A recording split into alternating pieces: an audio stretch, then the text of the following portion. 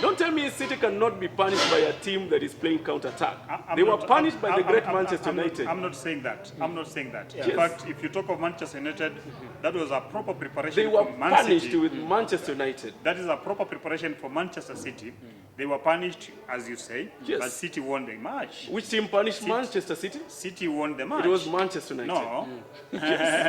City That one won you the should match. get it right. The end result is what matters. It was 2-1, the end result. So what I'm saying is this, as much as you've said something, and I was talking about motivating factors, like Inter are bragging to have won the Champions League probably twice, and we have Manchester City who are in the finals, I think, in 2021. They played against Chelsea and lost, so they are coming in, this is their second attempt in the finals, and this has been their core business this season. Welcome to the Football Fans Clan. The UEFA Champions League final preview, pitting Manchester City against Inter Milan, Internazionale Milan. So on my bench today I have my two guys here, two members of the clan. This is Mr. Lawrence and Mugera. Yes. Yes, Mugera means the river. Yeah, the river. And my coaches, Enock. Exactly. Enock Mukoma. So guys, welcome. Welcome to the show. Thank you. Yeah, my name is Ronald Zola, and before we start anything, I just want to urge you, if you are new to this channel, make sure you subscribe.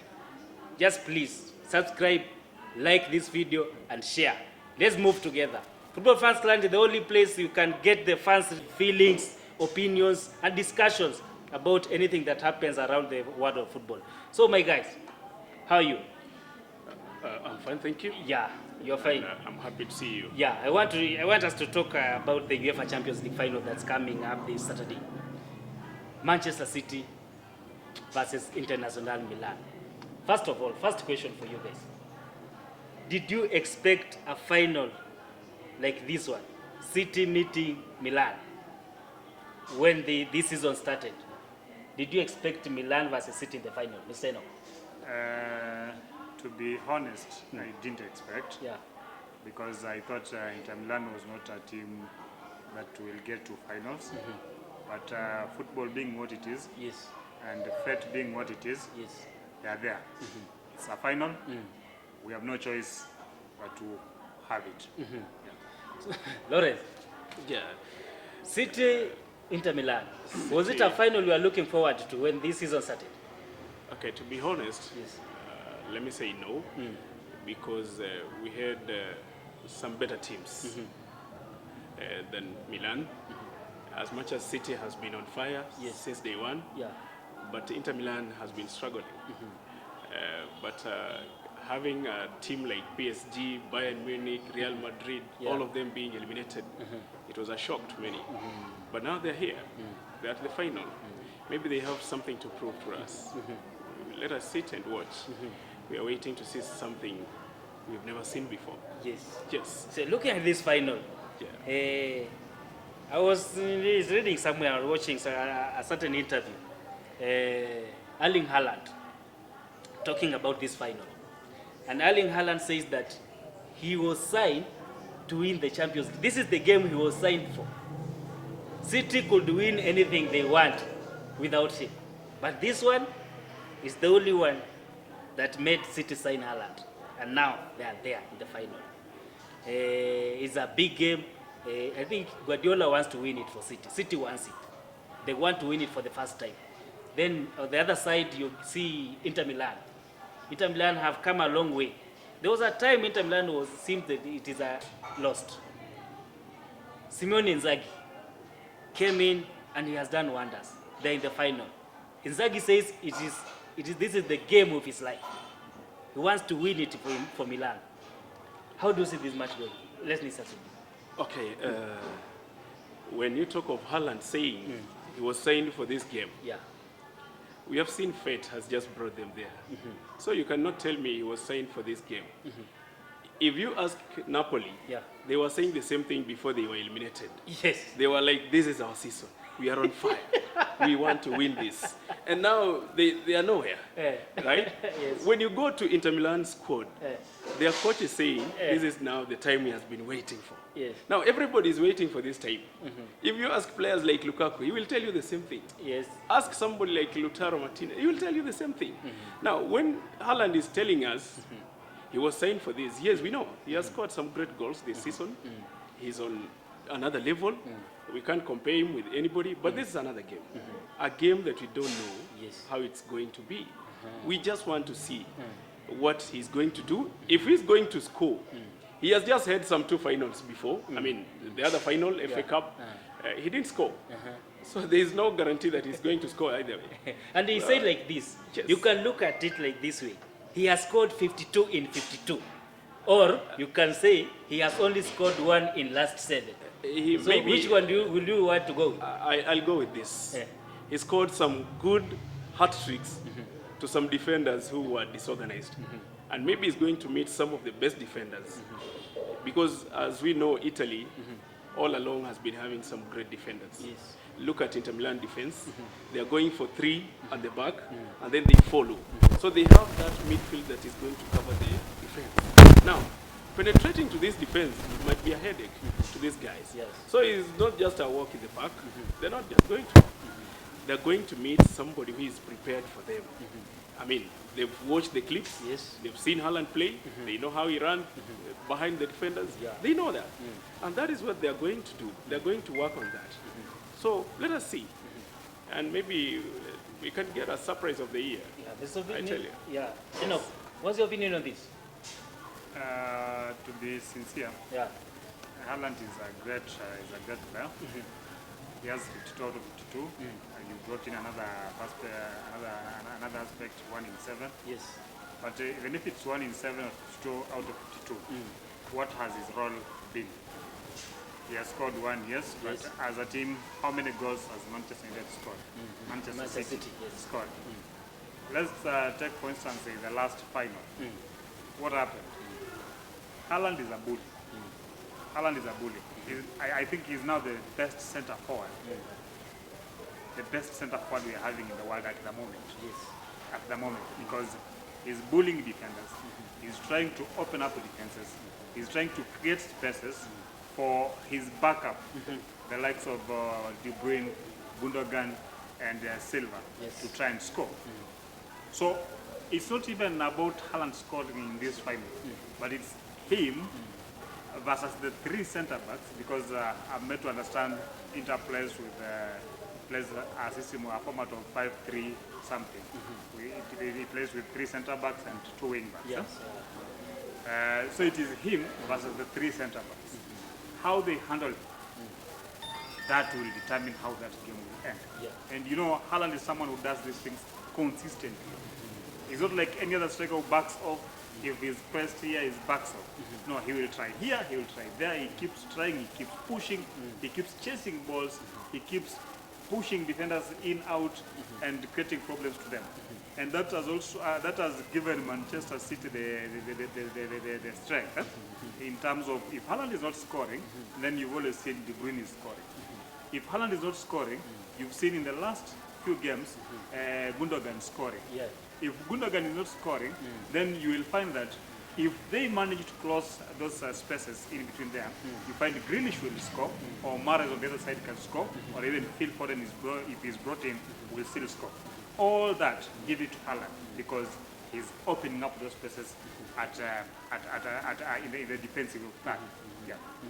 So look at maybe look at this. You can see how City plays. You understand how sometimes City can decide to turn up on you, and you'll see 5. Remember, they scored something like 7. Was this 6 or 7 goals against a certain team where Haaland scored 5 in one match this season on their way to this final. Now, looking at the squad of City, how do you think City should approach this match? If you are Pep Guardiola, what will you tell your players, and how would you organize your side? You know, we are lucky. We are having a coach here. He can answer that better. Yes. Now, when it comes to if I was Guardiola, the truth is, you're going to tell your boys, we don't have another match. Yes. This is a final. there is nothing like first leg or second leg. It is just a final. One match, that is it. 90 minutes. And you know, the same thing, Inter Milan's coach is telling his boys, we only have one match with us. You see that you remind me one thing. Yes. Enoch told me one day, Yes. one time, Yeah. when Arsenal was doing good. Arsenal need just to win, whether it is half nil or nil, just anything above the opponent. You just need. As long as you win, you're good to go. And that is what these guys are telling their boys. Yes, You only have one match this season, before the pre-season. It is only one match. Guardiola is telling his boys, Inzaghi is telling his boys, right? Now, Lukaku is there. Yeah. We know what Lukaku can do. Lukaku is somebody else when he's at Inter Milan. He has been scoring great goals. He's scoring. You see, since he returned from injury, he has been scoring almost each and every game. If he's not the one scoring, a midfielder comes in and scores. Yes. Martinez comes in and scores. Now, this is also a team that does not depend on one striker, Inter Milan. Yes. Man City does not depend on one guy. Though, somehow, it was like no Haaland, no Man City. But to be sincere, those guys, they depend on everybody. The last 3 matches or 4, we've been seeing some other people scoring, not Haaland. Now, the same with Inter Milan. These people can come in, somebody can just create a chance from somewhere, and it does some great work. Inter Milan have been winning. Even if you see the track record, the only team that maybe scored in this competition, the Champions League, we find that it's Bayern Munich, right? Yes.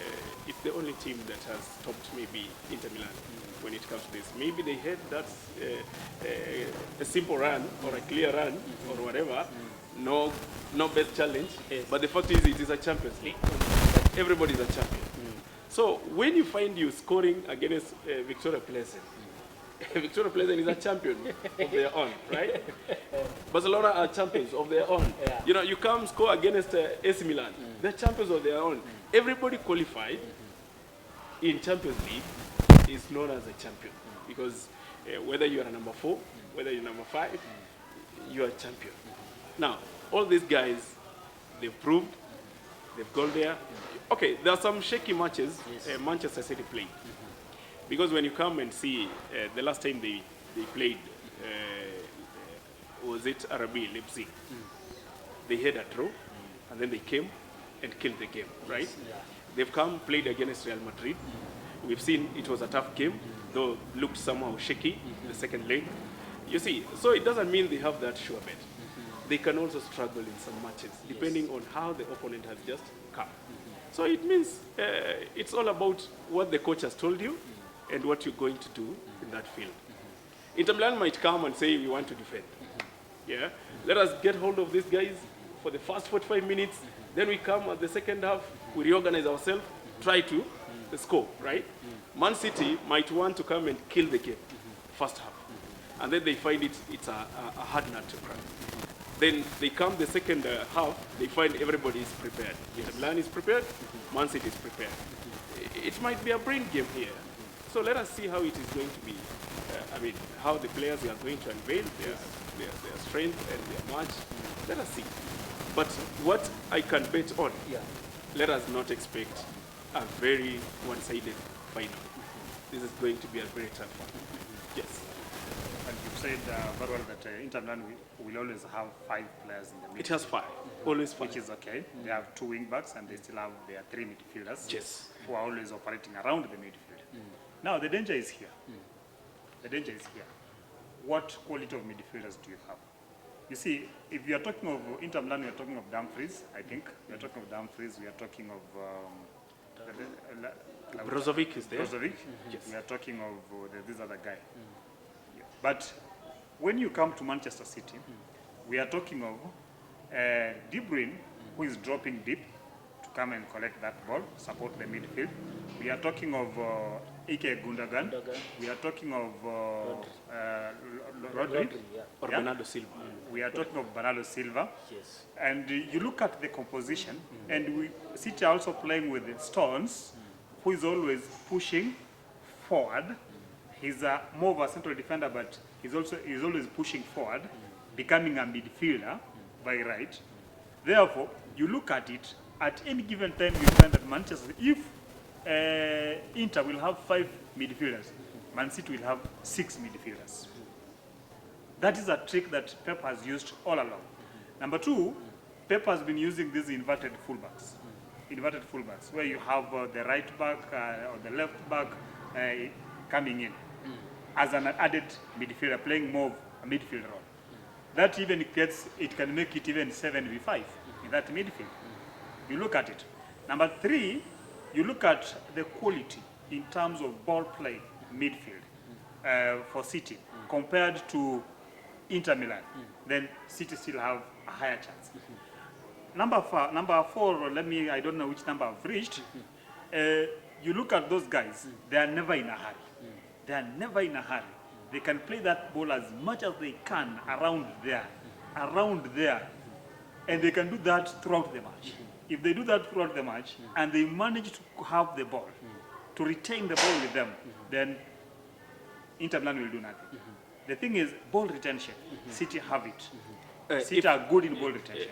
Let me interject you. If we could be having the same mentality when it comes to finals. The other day we've just had a final pitting AC Roma and Sevilla. And everybody was having a thought that Mourinho never loses a final. And Sevilla is used to Europa League, right? And you see what happened. A person who is used, that means now the experienced. Two experienced, a coach who is experienced and a team which is experienced. A team that is experienced carried the day, right? Whether it carried it through the penalties, whether it did it at the field, the fact is they are now the champions, right? Now the Mourinho, who does not lose any given final when he's there, he lost it, right? Now this is Guardiola, versus a team that already has 2 honors on its name, by the name Inter Milan. Inter Milan has 2 Champions League trophies. Guardiola is a man who doesn't have any hurry when playing the ball, right? Inter Milan might have that hurry because they need that trophy. You don't come and joke at the final. You want to switch. That is all we want from the final. Look at this. What if Inter Milan scores first? How do that match going maybe taking? Which direction do you think that match will take? That now will be the if problem. Inter Milan If scores Inter fast, Milan scores fast, then they will lose the match. And trust me, if Inter Milan will score fast, I mean, look at the way Inter Milan has been playing. They don't concede a lot of goals. You can look at their margin. Maybe they score a lot, but they don't concede more goals. So that means if they come here and score fast, they might use the same trick they've been using to defend, to park the bus. To park the bus. Because again, parking the bus in Italy is something normal, right? When you score fast, you go park. What do you have to lose? And you have something you're defending. Yeah? But it is not the logic that we have in Premier League. This guy is talking of the experience Man City has in a Premier League. Man City plays knowing this is a league and not a knockout. You know, a league and a knockout, these are 2 different things. You'll come, score fast against Man City. They'll come punish you because they know they want to gain that momentum, right? It's a league, not a knockout. Now, this is a final. A final, for Christ's sake. A final, everybody wants to lift that trophy. Whether he's coming to park the bus, then he gets you, whatever. The way he's going to play doesn't matter. What matters at the end is the final whistle and who is going to be crowned the champion. That is. They might even come. You know, Man City might play with 7, even 10 midfielders, whatever it is. Inter Milan will stick to their game plan of 5 midfielders. And you know, when you stick to your game plan, that is what carries the day. Because if you want to come and park 7 because Inter is having 5, do you think how many teams have done that before and they get punished? They will stick to the game and see where Lukaku is, where Martinez is. They get those through passes, you know, and they punish City. Don't tell me City cannot be punished by a team that is playing counter-attack. They were punished by the great Manchester United. I'm not saying that. In fact, if you talk of Manchester United, that was a proper preparation they were for Man punished City. with Manchester United. That is a proper preparation for Manchester City They were punished, as you say, Yes. but City won the match. Which team punished Manchester City? City won the match. It was Manchester United. No. City That one won you the should match. get it right. The end result is what matters. It was 2-1, the end result. So what I'm saying is this, as much as you've said something, and I was talking about motivating factors, like Inter are bragging to have won the Champions League probably twice, and we have Manchester City who are in the finals, I think, in 2021.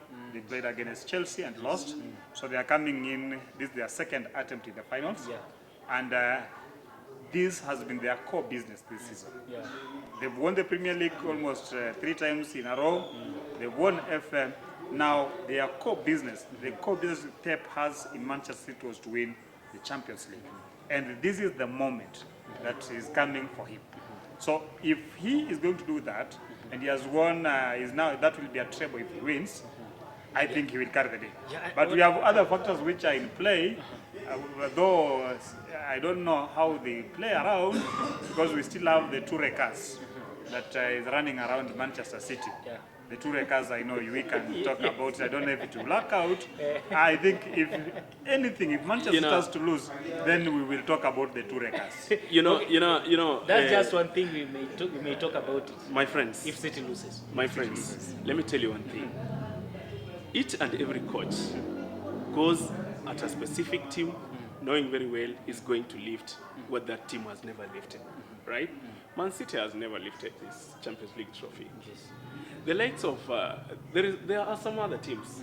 I mean, the PSG, every coach who goes to PSG says, I want to lift the trophy, because they've been lifting all trophies. Now, the Champions League, they go sign, they go get whoever they want. I mean, they are backed up, and they go sign. But at the end of it, a coach comes from that team without winning that trophy. It is not different with Manchester City or Guardiola. Guardiola might be, he has that, he is so much aggressive when it comes to winning that Champions League. But he has never. How many seasons has he been at Manchester City? If we are Wait, talking about how that, many seasons? I just want to do something around there. Pep was at Bayern Munich. I don't think he never lifted the Champions League with Bayern. He never won it. The last time Pep won the Champions League, I think he was at Barcelona. That's the last time he won. Thereafter, in his successive coaching career, he has not won with any other club. So I think he's intending to do it with Manchester City, and it has been a slippery trophy for him. So if such factors play around, or if they can motivate them, then they may win. They may win, and they may lose. Because that is going to motivate. You see, a coach like, let us talk about the Champions League. When you're talking about the Champions League, don't forget about the Tuchel, right? He's the one having the trophy right now. He won it with Chelsea, and when he won it with Chelsea, Ancelotti is the one having it. Ancelotti is having it, but Tuchel won it with Chelsea, right? Now, if Tuchel came and won it with Chelsea, after trying it unsuccessfully with PSG. And when you compare the squad depth at that time, the PSG and Chelsea, you could even give PSG an upper hand. But Tuchel never won it. And you see, it was the other year he was in PSG, where he lost in the finals. Tuchel. Then he came to Chelsea the following year and won it. And he did Yes. Now, you see, you look at it this way. The players does not guarantee championship. It is the mentality of the players that guarantee the championship. You might have good players, the likes of Messi, Mbappe, Neymar, but you cannot guarantee lifting the Champions League. But the mentality of, who was there? Havertz, Kante, Mount, the mentality. There's no way you can compare these players with those Messi, Neymar, and whoever is in that PSG team. But the thing that made these people not to lift was the negative mentality they had. You see? So the mentality of the players. We don't know the mentality of these Inter Milan players. We don't know the mentality of these Manchester City players. Manchester City might come here everybody thinking they are the favorite because they've won the Premier League, Yes. they've won the FA, now they want to lift, or rather they want to emulate Manchester United If we have to talk by about, lifting the treble. if we have to talk Man, about that, the mentality if we have to is talk what is about, going to carry the day here. if I have to say something about it, psychologically, Yes. I Do it think faster because I want to- psychologically, I think Manchester City have an upper hand. We can't rule out Psychologically. Inter Milan psychologically. I'm talking Of course, they know they psychologically. are the finals. Because Yes. if you look at the two, Inter Milan are coming in as an underdog, According to you, according to me. yes. Inter Milan are coming in as an underdog. Manchester City is coming in as the best club as it stands in the world. Manchester City are coming in, they've just won a treble and they just played a final the other day. Manchester City are coming in having one of the best coaches in the world, most experienced. Manchester City are coming in playing the best football in the world. So Let me interject you psychologically, first. When you talk of the best team in the world, recently don't talk before about Manchester Napoli United. lost to Inter Milan, everybody was saying Napoli was the best team in Europe. Yes. I was not one of them. If you are not, then you are not even watching Napoli play. Napoli was the only team that has gone, successfully winning all the matches, beating everybody. In fact, if we could have met Arsenal, we could have killed Napoli. I know where you are heading. No, I'm not heading just- anywhere. you're just short- We're you're just just talking short of the of telling- preview. you're We're just just short- talking about the You're preview. just short of telling me Manchester United. But what I'm saying is this. That psychologically, I think Manchester City have an upper hand, according to me. But we are not ruling out Inter Milan. They are coming in also knowing they have bragging rights. We've won this thing twice, why not the third time? Manchester City are coming in, we've never won this thing, we want to write history. Exactly. There are players who are leaving Manchester City Yes. at this time, the likes of Ike, and a few other players who want to win this thing for the team, then have the history there. So let's wait and see what happens then. As we wind up, I would wish maybe to hear your prediction. Who will win? Who do you think will win? Who do you think will win? And then, as you do that, do you think Kolarov, being a former Manchester City player at 37 years old in the final against his former employer, will it play anything? Will it bring any factor to that match? First, let me comment on Alexander Kolarov. This guy, he has been at Manchester City, a team that was considered great at his time when he was there, but he never won the Champions League. Yes. They didn't even see his worthy, and they tried to offload him. Now he's somewhere where they are now gaining they can see his worthy, they can see what he can do, and they put all trust in him by giving him a chance of even proving to the final. He might even come here and prove it to everybody that he was even better than some of the Manchester City players. Yes. Now, he might come here wanting to showcase the talent he has. But again, he might even come here with that pressure of playing against Man City and makes him flop on that final. So to an extent, either the fact that he played for Manchester City can lift up his morale or can even diminish him completely. So we might look at two different things. Then my prediction is Yes. I see an extra time playing here. Yes. Whichever way, I see a draw of any kind, and I can see an extra time match here. If I talk about Kolarov, it's a joy when you play and you really want to prove a point. So if it happens that you will prove a point, Yes. well and good, but it's difficult. All factors kept constant. The squad depth, the tactics, and all that Manchester City experience and all that Manchester City has been doing throughout the season. All those kept constant. They have what it takes to win this champion in 90 minutes on the pitch with a scoreline of probably 3-1 or even 3-0. Yes. If fate stands, and I've said if all things That constant. remain constant, that includes fate. The only thing that can make Manchester City lose this game is just fate and luck. Let me say luck. You know, when you use They are if, the when you The use new if, champ. there is always a condition. You've talked about fate. And then I just remember Manchester United won the Champions League in 2008 by fate. Not my words, but the words of Sir Alex Ferguson. Whatever. It was by fate, but they So won. sometimes fates do play. Now the fate might lie to Inter Milan side. So Inter Milan might win by fate. Yes. So Inter Milan can only rely on fate, but if all factors kept constant, Yes. then give it to City. Fate and Everyone luck. score. Fate and luck. But And I can always even in tell you who football. are going to score. Yes. I can even tell you Haaland will score. I can tell you Kevin De Bruyne will score, and Jack Grealish is going to score. Yeah. Okay. And I can assure you, Lukaku is going to score. Oh, if there's a player who's not going to score, is Lukaku. That one we can bet. How much do you want us to put on the table? So- this is 500 shillings. If 500 Lukaku shillings? scores, I give you 500 shillings. No, let us put it at 1,000. 1,000 shillings. Yes, Fine. 500 shillings is for the 1,000. kids. 1,000. 1,000 shillings. 1,000 Okay, shillings. okay. Yes, Lukaku is going to now- score. now Lukaku that's- is not going to score. Fine, 1,000. Lukaku is not going to score. It's okay. Guys, you've had We will this. be back here. Lukaku is not going to score. Lukaku is I'll going to be score. taking In my fact, he might even 500 score the first goal. I'll be here after the match. Okay, thank you so much for watching up to this moment. Let's meet after the match as I present the 2,000 to the winner. Yes. If Lukaku scores. Yes. Good night, guys. No, Lukaku will not score. I said Lukaku will not